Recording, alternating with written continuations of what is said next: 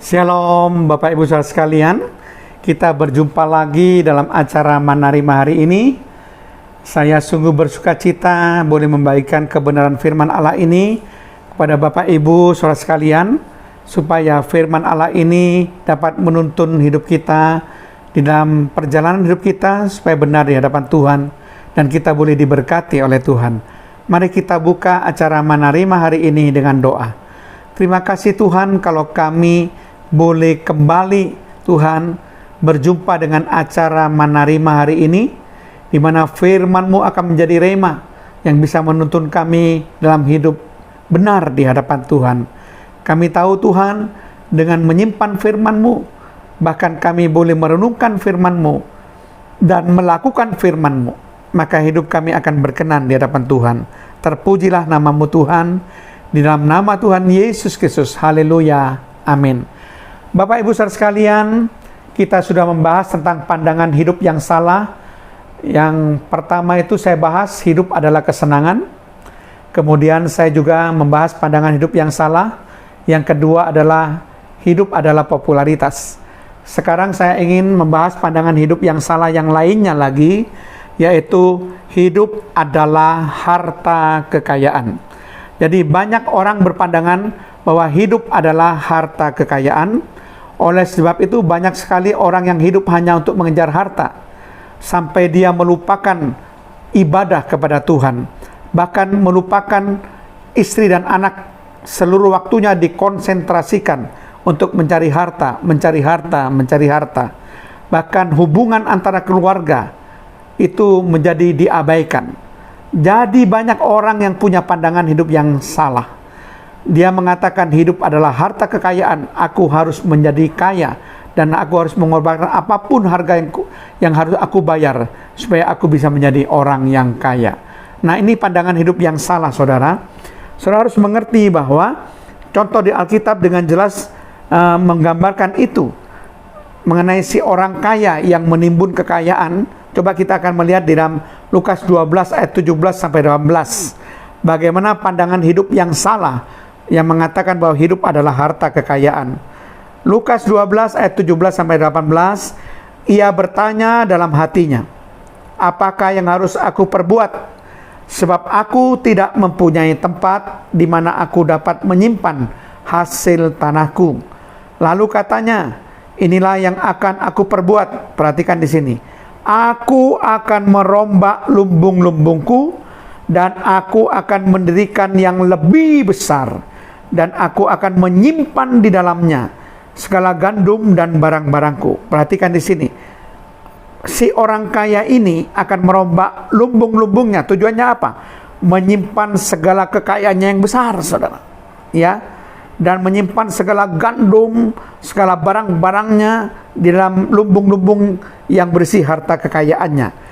Tujuan hidup dari si orang kaya ini adalah menimbun dan menimbun harta kekayaan sebanyak-banyaknya. Nah, saudara perhatikan di sini. Padahal firman Allah sudah mengajarkan kepada kita bahwa hidup manusia itu, hidup kita ini tidak tergantung daripada kekayaan. Tetapi masih banyak orang yang punya pandangan hidup yang salah dan mengejar kekayaan sebagai tujuan hidupnya. Dia mengatakan hidup itu adalah harta kekayaan, sehingga dia mengorbankan ibadahnya kepada Tuhan, kadang mengorbankan kebenaran hanya karena mengejar harta kekayaan. Coba perhatikan bagaimana nasihat Alkitab. Lukas 12 ayat 15, kata Yesus lagi kepada mereka, berjaga-jagalah dan waspadalah terhadap segala ketamaan. Sebab walaupun seorang berlimpah-limpah hartanya, hidupnya tidaklah bergantung daripada kekayaannya itu. Perhatikan, biar orang berlimpah-limpah hartanya begitu banyak, hidupnya tidak tergantung dari kekayaan. Jadi hidup manusia itu tidak tergantung dari kekayaan. Itu sebabnya dikatakan waspada terhadap ketamaan. Kadang orang begitu tamak, serakah. Dia hanya mengejar kekayaan dan tidak tahu kalau hidupnya adalah salah.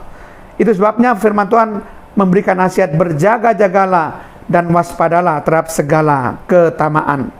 Jadi saudara sekalian, hidup manusia ini tidaklah tergantung pada harta kekayaan. Janganlah kita menjadi tamak dan serakah dan hanya mengejar harta, saudara. Tahukah saudara, pada hari kemurkaan, pada hari penghakiman, harta tidak berguna, tetapi kebenaran itu yang berguna, yang bisa melepaskan saudara dari maut, dari kebinasaan. Saudara perhatikan Amsal 11 ayat yang keempat mengatakan, pada hari kemurkaan, harta tidak berguna, tetapi kebenaran melepaskan orang dari maut. Harta kekayaan tidak bisa melepaskan manusia dari kebinasaan, dari maut. Yang bisa melepaskan kita dari maut itu adalah hidup benar kita, kebenaran yang kita lakukan dalam kehidupan kita, itu yang bisa melepaskan kita dari maut. Itu sebabnya saudara, mari kita punya pandangan hidup yang benar.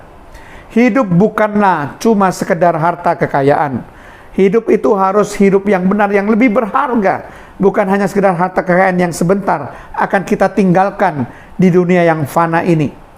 Ketika firman Tuhan menceritakan bagaimana si orang kaya itu dihukum oleh Tuhan, dan Tuhan mengatakan, hai engkau orang bodoh, pada malam ini juga jiwamu akan diambil daripadamu, dan apa yang telah kau sediakan untuk siapakah itu nanti.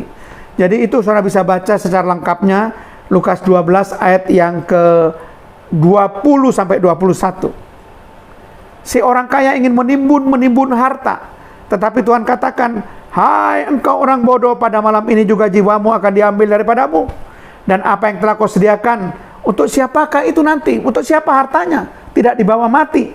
Itu sebabnya Tuhan mengatakan, jangan mengumpulkan harta bagi dirinya jika ia tidak kaya di hadapan Allah. Jadi bukan kaya di dunia ini dengan harta kekayaan duniawi, tetapi kaya di hadapan Allah.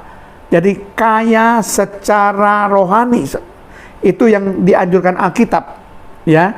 Itu sebabnya saudara, kita ingat bahwa hidup kita di dunia, tujuan hidupnya bukan mencari harta kekayaan. Karena kita tidak membawa sesuatu apapun ke dalam dunia ketika kita lahir, dan kita tidak dapat membawa apa-apa keluar dari dunia ketika dipanggil oleh Tuhan di 1 Timotius 6 ayat yang ke-7. Jadi ingat baik-baik, harta kekayaan hanya bersifat sementara. Tidak akan kita bawa ketika kita mati, saudara. Itu sebabnya pandangan hidup kita yang mengejar kekayaan itu harus kita rubah. Pandangan hidup yang salah, hidup adalah harta kekayaan, itu benar-benar harus kita rombak. Karena bukan itu pandangan hidup yang benar. Mari kita hidup yang benar dan menuruti firman Tuhan, supaya kita sungguh-sungguh hidup berkenan di hadapan Tuhan. Amin. Terima kasih Tuhan, hamba-Mu sudah menyampaikan kebenaran hidup firman-Mu, supaya kami semua para jemaat yang mendengarkan firman Tuhan ini mempunyai pandangan hidup yang benar, bukan pandangan hidup yang salah. Karena banyak orang menganut pandangan hidup yang salah, hidup adalah harta kekayaan. Itu adalah pandangan hidup yang salah Tuhan, dan kami tidak ingin menganut pandangan hidup ini, karena hidup manusia tidak ditentukan dari harta kekayaan. Harta kekayaan tidak bisa menyelamatkan kami dari maut, dari kebinasaan kekal. Hanya perbuatan kebenaran yang bisa menyelamatkan kami dari kebinasaan. Terpujilah nama-Mu Tuhan, di dalam nama Tuhan Yesus Kristus. Haleluya. Amin.